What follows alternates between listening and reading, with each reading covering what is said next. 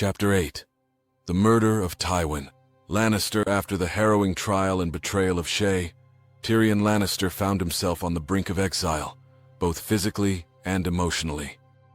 The Red Keep, once a place of authority and duty, had become a prison of humiliation, anger, and sorrow. Tyrion's escape, orchestrated by his brother Jaime and the cunning Varys, was a delicate operation that required careful planning, patience, and the courage to face the unknown. Before departing King's Landing, Tyrion confronted the man who had overshadowed his entire life, Tywin Lannister, his father. Tywin, a man of immense power and iron will, had never shown Tyrion kindness. In his eyes, Tyrion was a failure, a dwarf who had caused shame upon the family name. This confrontation would not merely be an act of vengeance, it would be a reckoning, the culmination of decades of pain, humiliation, and betrayal.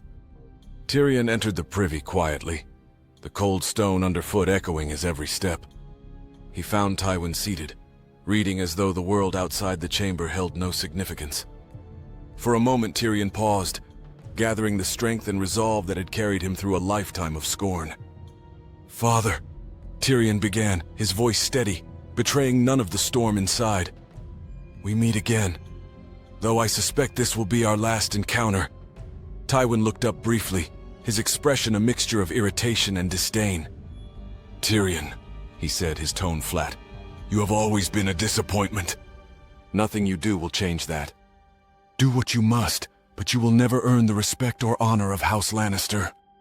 Tyrion's mind raced, weighing every option, every consequence, and every possible outcome. He thought of Shae, betrayed and lost. He thought of Tysha, the woman he had loved and lost to his father's cruelty. He thought of the countless moments in his life when the world had scorned him, mocked him, and sought to destroy him simply because of who he was. And in that moment, Tyrion acted.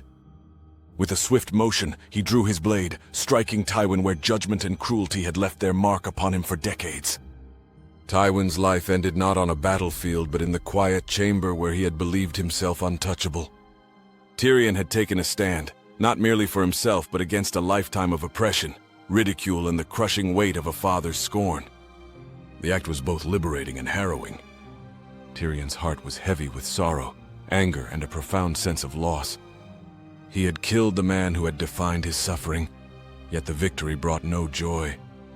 It was a grim reminder that power, vengeance, and justice were often intertwined in ways that left the soul burdened and weary. But the tragedy did not end there. Shae, whose betrayal had cut deepest, awaited him. She had hidden within the Red Keep, perhaps hoping for reconciliation or perhaps plotting another betrayal. Tyrion found her and, in a mixture of sorrow and necessity, ended her life. The act was painful, each motion a reminder of love lost, trust broken, and the harsh realities of survival in a cruel world. As Tyrion fled King's Landing under the cover of night, he reflected on the lessons these events had taught him. Power is not merely inherited, it is seized. Loyalty can be fleeting, and love can betray. Even those closest to you can become the instruments of your pain. Yet through it all, one must endure, one must think, and one must survive.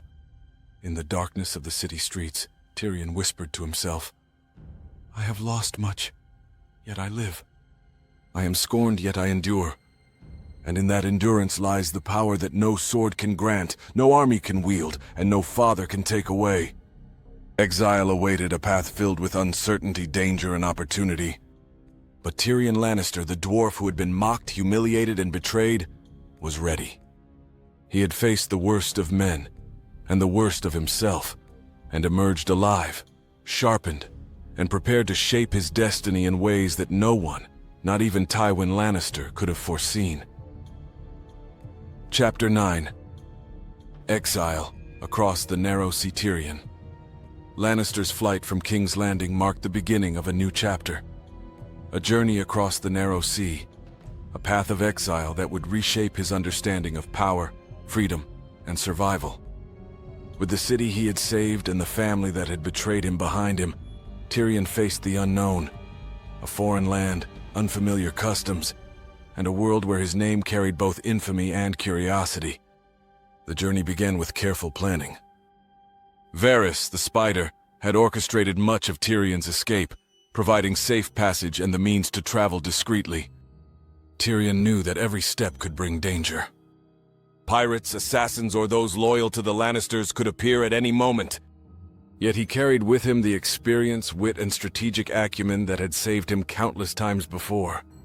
The narrow sea stretched endlessly before him, its waves crashing against the hull of the ship like the relentless trials of his life. Tyrion spent long hours gazing at the horizon, reflecting on his past, and contemplating the uncertain future. He thought of Tysha, Shae, Tywin, and all the faces that had shaped his life, friends and enemies alike. Each memory was a lesson, a reminder of the cruel logic of Westeros and the unpredictable nature of human loyalty. Upon reaching Pentos, a city of vibrant markets, crowded streets, and foreign tongues, Tyrion felt both liberation and displacement. Here he was no longer the scorned dwarf of Casterly Rock, or the disgraced hand of the king. He was a man free to navigate the world on his terms, yet one who understood that freedom came with risk. Every interaction, every alliance, and every decision carried weight. Tyrion observed merchants, nobles, and commoners alike, learning their customs, languages, and strategies for survival. It was in Pentos that Tyrion encountered Illyrio Mopatis, a wealthy and cunning magister. Through Illyrio, Tyrion glimpsed the broader politics of the world beyond Westeros, the intricate web of power, ambition, and influence that spanned across Essos. Here, Tyrion's intellect, honed through years of scorn, betrayal, and political maneuvering, found fertile ground. He listened carefully, asked pointed questions, and absorbed knowledge as if it were oxygen itself. Yet exile was not merely about learning, it was about survival.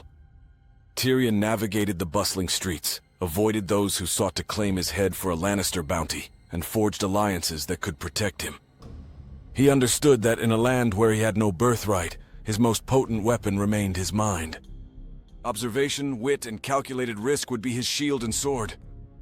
During quiet nights in Pentos, Tyrion reflected on the irony of his journey. He had been born a Lannister, a house of wealth, power, and influence. And yet in exile, he was free from the rigid expectations, scorn, and tyranny of his family. He could act without the chains of heritage or reputation, crafting a life guided by intellect, pragmatism, and personal code. "I have lost a kingdom," he whispered one night as moonlight glinted on the canals of Pentos. "Yet I have gained freedom. I am scorned, yet unbound. I'm small, yet I hold more control over my destiny than kings and lords who command armies and gold." Tyrion's exile across the narrow sea was not merely a flight from danger, it was a crucible for his character. He would travel further, eventually encountering Daenerys Targaryen, the mother of dragons, and finding a new purpose in a world as dangerous and unpredictable as the Westeros he had left behind. But in these early days of exile, Tyrion discovered the essence of his strength: resilience, intellect, and the unyielding will to survive and shape his destiny, no matter how hostile the world became. Chapter 10. Meeting Daenerys. Targaryen Tyrion Lannister's exile eventually brought him to Slaver's Bay, a land of sun-scorched cities, opulent palaces, and the lingering stench of injustice. Here he encountered Daenerys Targaryen, the mother of dragons, a young queen with vision, ambition, and the fire of dragons at her command. Tyrion recognized in her the spark of leadership tempered by compassion and ruthlessness, the qualities he had always admired, yet never fully possessed himself. Their meeting was cautious. Tyrion, ever the observer, approached not as a knight or soldier, but as a counselor, a mind forged in adversity, capable of navigating treacherous political landscapes. Daenerys, intrigued by the dwarf's reputation and intellect, allowed him into her council. Tyrion quickly understood that power in Essos was both overt and subtle. Dragons could instill fear, armies could enforce rule, but influence depended on wisdom, strategy, and persuasion. "You have survived more than most," Daenerys said one evening as they walked through the sunlit terraces of Meereen. "Yet you have learned something many kings and generals never do: how to see the threads of fate before they bind you." Tyrion smiled faintly. "Survival," he replied. is the greatest teacher. Power is often in the smallest of details, in the unseen, in the whisper rather than the roar. Tyrion's role was clear. He would guide, advise, and shape decisions where brute strength or fiery temper might fail. He analyzed political alliances, assessed the loyalty of soldiers and citizens, and advised Daenerys on matters of justice, governance, and diplomacy.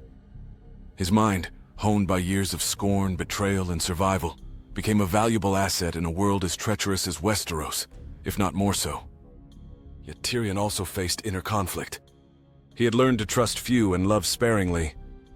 Daenerys' idealism, her vision of freeing slaves and ruling justly, appealed to him, yet he remained wary.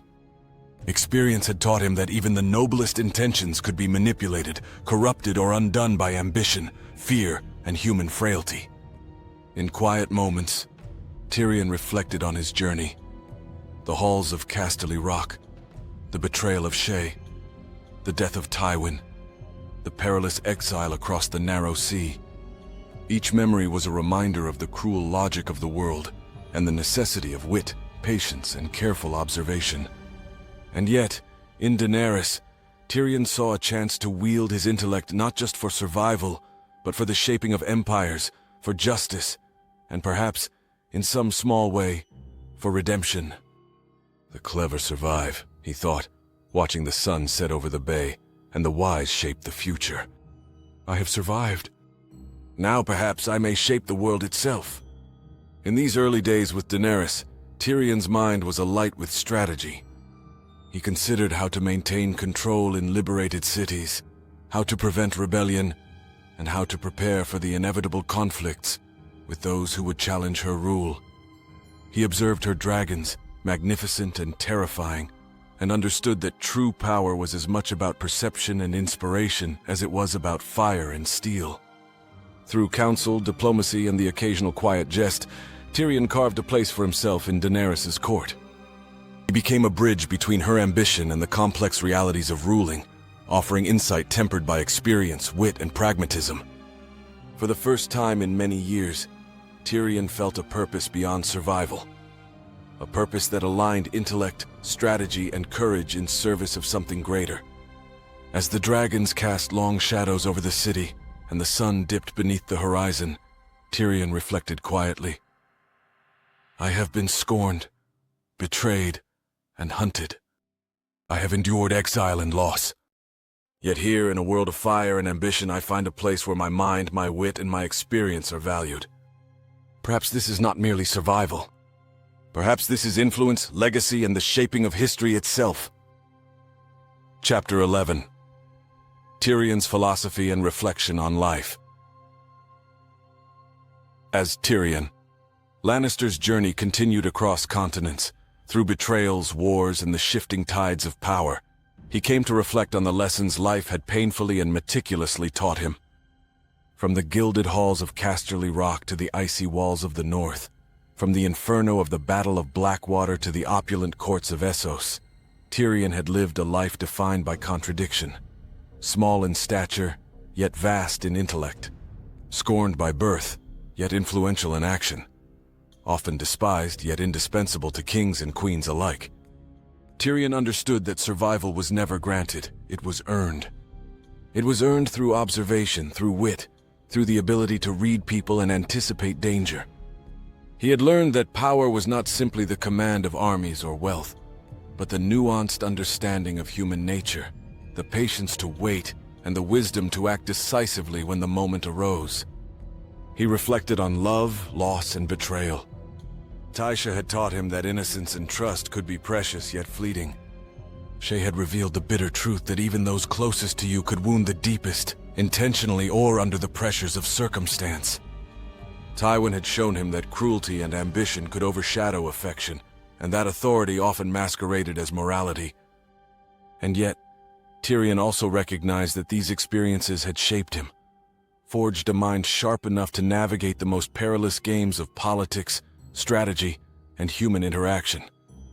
I have known cruelty, he whispered in quiet contemplation, yet I endure. I have known loss, yet I live.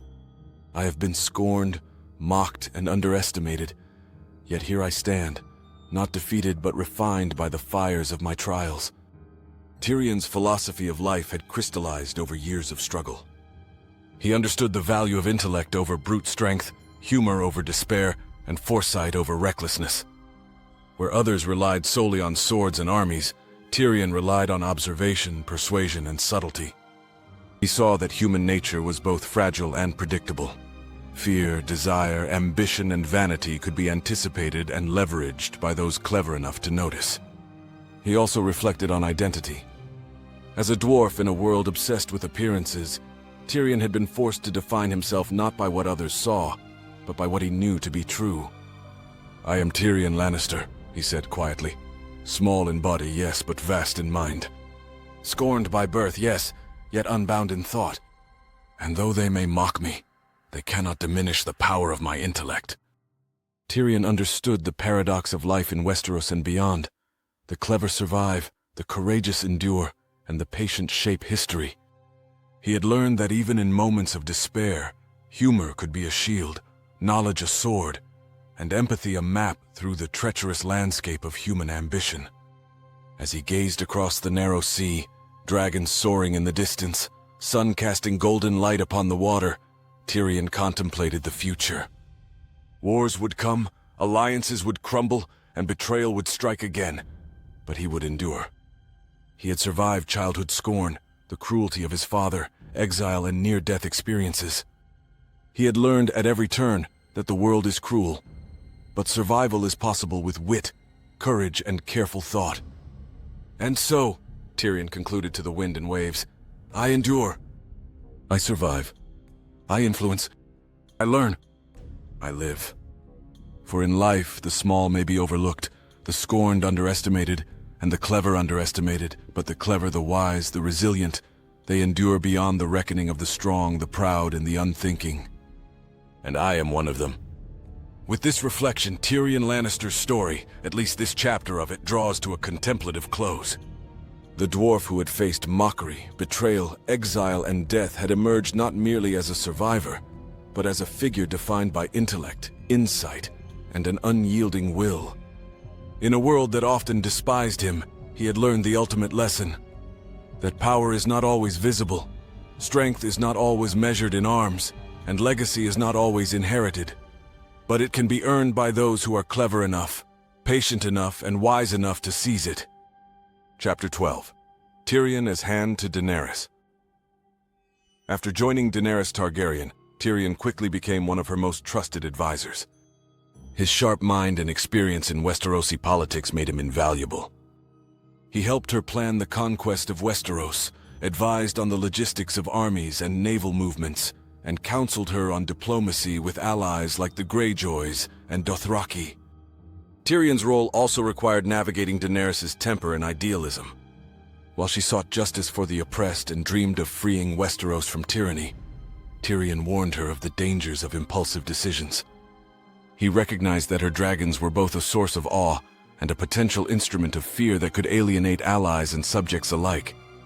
Despite occasional clashes with Daenerys, Tyrion remained loyal, understanding that her vision offered him a chance to shape history, not just survive. He worked tirelessly to unite disparate factions, negotiate with Westerosi lords, and plan the assault on King's Landing. Chapter 13. Return to Westeros. Tyrion traveled with Daenerys' forces across the narrow sea to Westeros. He witnessed firsthand the devastation caused by the wars of the Five Kings and the remnants of Stannis' campaign. His knowledge of Westeros proved crucial in navigating the treacherous politics, especially with houses like the Tyrells, Martells, and the remaining Lannisters. He attempted diplomacy with Cersei, his sister, but their interactions were marked by mutual distrust and underlying family resentment. Tyrion sought to avoid unnecessary bloodshed, advocating for negotiation and strategy over brute force, though he was often frustrated by Cersei's manipulations and unwillingness to compromise. Chapter 14. The Battle of King's Landing. Tyrion advised Daenerys during the campaign to capture King's Landing, warning her of the risks to civilians and the moral implications of a full assault. Tragically, Daenerys ignored many of his warnings, and in a moment of rage and determination, she unleashed Drogon upon the city, reducing it to ash. Tyrion, horrified, realized that Daenerys had crossed a moral line. He confronted her in the throne room, attempting to reason with her. "You've become the very thing you swore to destroy," he said, pleading for restraint. When she refused, Tyrion understood that survival and loyalty could no longer justify complicity. In a final act, Tyrion killed Daenerys to prevent further destruction. It was a painful, morally complex decision.